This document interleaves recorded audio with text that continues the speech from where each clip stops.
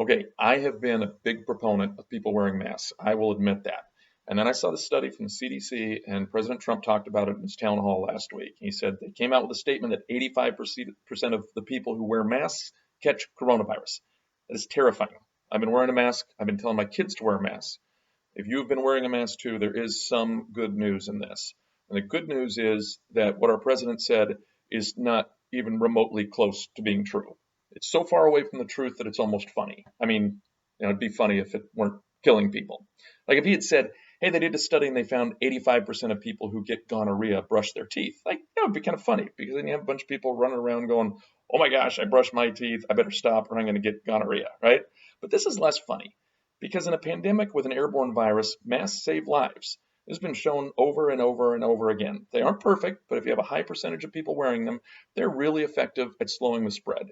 Look at Taiwan, 24 million people packed in a tiny little country right next to China, and 7 people have died during this pandemic. And one of the primary reasons, not the only one, but one of them is that everyone wears a mask. And there are so many examples like that.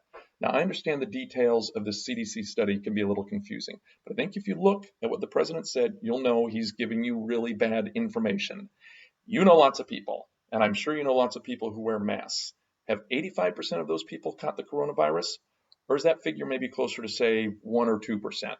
And I don't know if Trump doesn't understand the study, or if he misspoke, or if he's intentionally misrepresenting it. If he doesn't understand it, that's a problem. If he misspoke, then you'd think he'd correct a big error like that, but he hasn't. In fact, he said the same thing in multiple interviews. So that leaves us with he's intentionally misleading us, which of course he's done from the start of the pandemic. Look, I know the virus is not his fault, the pandemic is not his fault. People were going to die.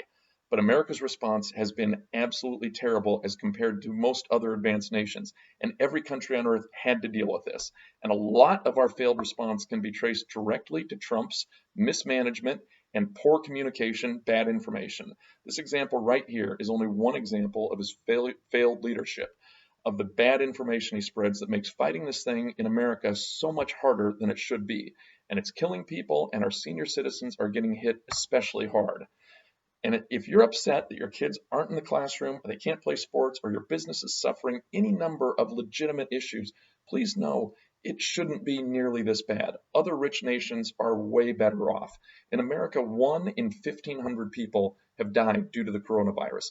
In Japan, that is 1 in 81,000. In Australia, 1 in 28,000. In South Korea, 1 in 128,000. These are just a few examples. There are a lot more. And I hear so many excuses for America's bad response. This is America. There is no excuse for us not being able to respond to this as well as those other countries have. Plus, the economic impact here has been much worse. The countries that have done the best job of protecting their people have also suffered the least economically. And of course, that makes sense because an economy will not thrive while a pandemic is out of control like it is here. If I have to choose between people dying and people losing jobs and businesses closing or wearing a mask, I'm wearing the mask.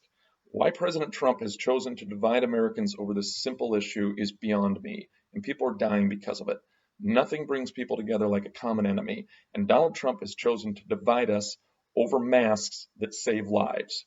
We didn't need to have a vaccine to get this thing under control. What we needed was a leader who listened to experts, who learned as they learned, and inspired Americans to do what's best for their country. And instead, we got Donald Trump.